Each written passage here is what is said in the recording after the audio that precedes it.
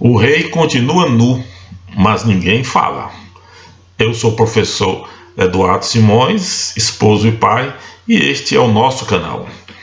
Bem, a virada mortal na educação brasileira começou lá no início dos anos 2000, final dos anos 1990, né? Quando começou a graçar no meio da mídia uma corrente no sentido de acusar os professores de serem os responsáveis pela violência crescente nas escolas, né? Eu acho que um grande marco dessa tendência foi a tese, uma tese, não sei se de doutorado, de mestrado, da professora Sônia Keller, né, apresentada com grande estardalhaço no Fantástico, onde ela procurava mostrar por A mais B, com bases em muitas pesquisas, etc, títulos universitários e outras coisas desse gênero, que o professor era a principal fonte de violência dentro das escolas, né? A partir daí, então, todo o foco da mídia voltou-se para os professores, e tudo que acontecia nas escolas que tivesse um professor envolvido era anunciada com grande estardalhaço. Quase todo dia tinha uma denúncia de um professor acolá que bateu no aluno, um professor acolá que esqueceu um aluno, professor...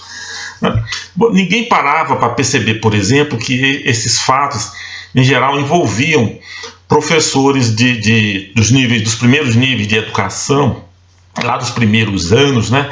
E muitas dessas denúncias, dessas atividades eram frutos de um acidente, de um esquecimento. Houve um caso até, acho, em Nova Odessa, que a professora simplesmente foi vítima de uma armadilha, né?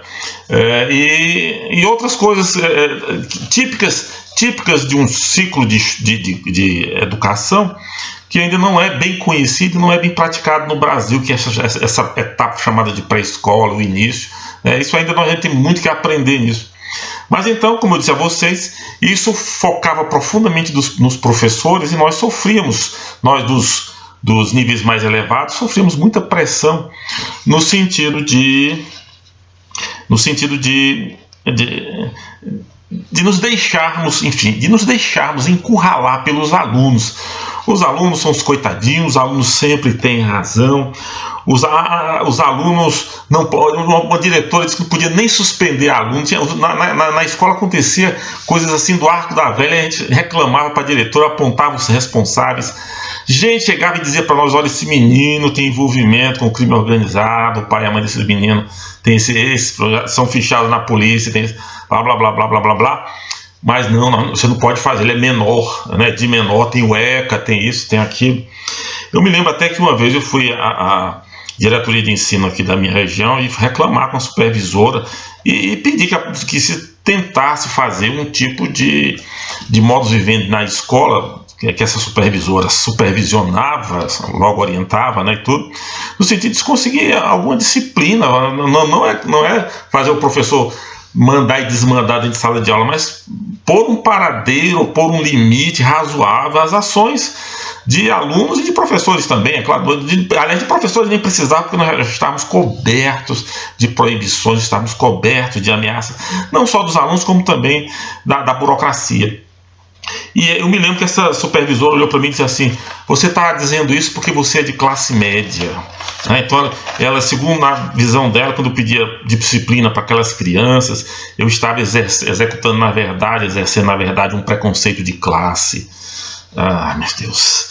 Mas então o resultado é que nós estávamos com as mãos completamente amarradas, e dia após dia nós vimos nos noticiários da TV, nos programas de jornalismo, desses programas de entretenimento, né, os doutores universitários cheios de títulos, muitos deles conseguidos no exterior, falando não sei quantas línguas, escrevendo livros e artigos em revistas estrangeiras, editoras estrangeiras, etc, falando mil e uma bobagens, dando mil e uma explicações e orientações que não tinham a menor utilidade na prática real da escola, na sala de aula.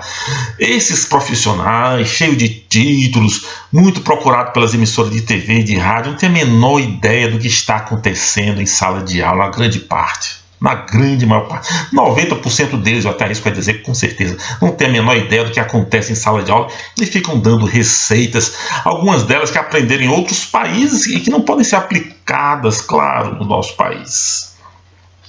Bom, a virada veio como era de se esperar, né? As crianças foram deixadas a seu bel prazer, né? Chamou-se a desordem, a indisciplina de protagonismo, né? Aquela situação absolutamente anárquica e antinatural foi conceituada academicamente como uma espécie de participação cidadã das crianças, o protagonismo infanto-juvenil, né? Bem a gosto do professor Zé Dias, por exemplo, né? E as escolas foram sendo tomadas por eles. E aí o resultado disso é que depois de várias chacinas, né, depois de vários acontecimentos, agora inclusive esse acontecimento bárbaro que aconteceu aqui em São Paulo, em Guarapuava, né, filmado, mostrado. Olha, não é a primeira vez. O YouTube, a internet está cheia de vídeos mostrando as barbaridades dentro da escola. Isso é uma hipocrisia, querer agora dizer que eu vim para Guarapuava, não sei o que, precisamos tomar providência. Há muito tempo que isso está acontecendo. Parem de hipocrisia. Puxa vida. Isso está acontecendo há muito tempo. As chacinas em salas de aula, eu já contei pelo menos umas 10 aqui no Brasil, e toda vez que acontece uma, nunca aconteceu, a primeira vez, não, vamos procurar, vamos pesquisar. O resultado é o seguinte, isso tudo é o seguinte, é que nós professores, nós evoluímos de bandidos da sociedade brasileira, bandidos execráveis, capazes de maltratar crianças, né, para vítimas de crianças. Nós fomos tratados no passado como os bandidos mais vis, os seres mais vis, e agora como seres mais miseráveis, porque nós somos humilhados, escorraçados por crianças, por jovens, por adultos, por jovens, por adolescentes. Então não é de admirar que hoje em dia nas escolas faltem professores, e a tendência é isso piorar cada vez mais. E o que faz o governo do estado de São Paulo? Essa situação, principalmente aqui em São Paulo, começou a se agravar justamente a partir do governo de Franco Montoro e só veio se agravando ao longo desses anos. A gente via o colapso de um sistema maravilhoso de educação, antigo, que precisava ser reformulado, é claro, mas era um sistema que funcionava, o sistema da Escola Paulista era brilhante, e a gente viu isso sendo despedaçado, sendo destruído pouco a pouco. Eu me lembro de uma campanha do governador José Serra dizendo: São Paulo, para governo do senhor José Serra, candidato nessa época, dizendo: São Paulo está educando mais e melhor. Não, amigo, nós estávamos em sala de aula, estávamos vendo que a coisa só fazia piorar, e a gente procurava nossos supervisores, eu escrevi muitos e-mails para a Secretaria de Educação, por sair da Secretaria de Educação, pedindo ajuda, alertando, nada foi feito. Agora nós estamos aí, né? Suzano está aí com seus 13 mortos, né? Nós temos agora esses episódios horríveis em Guarapuava, né? E vai continuar, porque tudo que o governo faz é mais do mesmo. O que o governo quer fazer agora? Vamos aumentar o planejamento. Agora o plano de ensino do professor agora vai ser feito a cada 2 meses. Nós vamos planejar até as respirações, a quantidade de respirações, planejar, e vamos contabilizar até o número de respirações que o aluno vai dar por dia nas nossas aulas. Aí no banheiro, tudo tem que ser planejado nos mínimos detalhes. Isso não funciona, são seres humanos, não são máquinas. O modelo, a coisa não funciona em São Paulo, só vai piorar, porque o modelo está errado. Nós educamos seres humanos, não educamos máquinas, precisamos saber como os seres humanos funcionam e dar a esses seres humanos os estímulos necessários para que este ser humano possa fazer uma opção, que pode não ser aquela que o Estado está querendo, que o professor está querendo. Aliás, se o professor entrar de cabeça nas propostas do Estado, porque tudo vem já em pacotes, tudo fechado, jogado em cima da gente. Nós somos esmagados por toneladas e toneladas de idiotice, de projetos feitos que não funcionam em sala de aula, caramba. Não funcionam. Se o professor tentar aplicar isso, ele vai ficar maluco, tudo ele vai ficar maluco. Segundo, ele vai angariar o ódio espetacular dos alunos, porque os alunos vão se sentir tratados como objeto, porque é assim que o sistema educacional paulista vê, que esse modelo em vigência em São Paulo vê os alunos como se fossem coisas, como se fossem máquinas. Não são, são seres humanos, seres complexos. O sindicato, por sua vez, também é sempre mais do mesmo. Para eles, a culpa de tudo é do governo. A culpa de tudo é o governo, O governo tem responsabilidade, sim.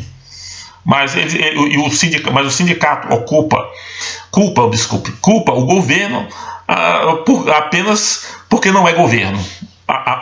O sindicato, a grande culpa do governo é não abrir espaço para eles, para a corrente política que há por trás desse sindicato ser governo, e fazer lambanças iguais ou piores. Não é o problema da educação em São Paulo, não é a falta de professores mediadores. Tanto que os professores mediadores, a mediação é entregue àqueles professores que não conseguiram aulas. E os professores que não conseguem aula, em geral, são os professores mais novos, menos experientes. Se a mediação tinha que ser, se era para ser levada a sério, legal se fosse entregar um especialista, um psicólogo. Não é já que não, que se entrega ao menos a um professor experiente, a um professor com estrada, mas não, a mediação é guardada, reservada para os professores que ficam sem aula depois de feita a atribuição das aulas. E isso acontece principalmente com os professores que estão acabando de entrar na rede, acabaram de fazer concurso e entraram sem nenhuma experiência na rede. Vão ser mediadores? Que mediação é essa? Aí o sindicato vem e diz, não, o problema é que o governo está acabando com os mediadores, com o professor mediador. O professor mediador, salvo raríssimas exceções, não tem feito a diferença. Os problemas que existem na escola paulista são muito graves, e esse sindicato não tem a menor ideia a menor ideia, sabem por quê? Porque o sindicato está pensando só em fazer política e politicagem de oposição. Está na hora de governo, sindicato, professores baixarem a bola, esfriar a cabeça e começar a pensar numa nova proposta de educação para o Brasil, que este modelo já se esgotou. Esse modelo já virou escombro, já está virando pó. E o pior, junto com o pó do sistema, está se misturando agora o pó dos alunos que estão morrendo nessas chacinas, que estão morrendo nos embates que começam dentro da escola e muitas vezes acabam fora, que não são contabilizados como violência escolar, mas são violência escolar sim. Né? Os pais de família, a esperança, e principalmente a esperança dos que permanecem, dos que estão vivos ainda lutando. Então está virando pó. E isso não pode durar indefinidamente. Então vamos fazer alguma mudança, vamos pensar seriamente na educação, nas nossas crianças e tentar mudar esse estado de coisas. Muito obrigado.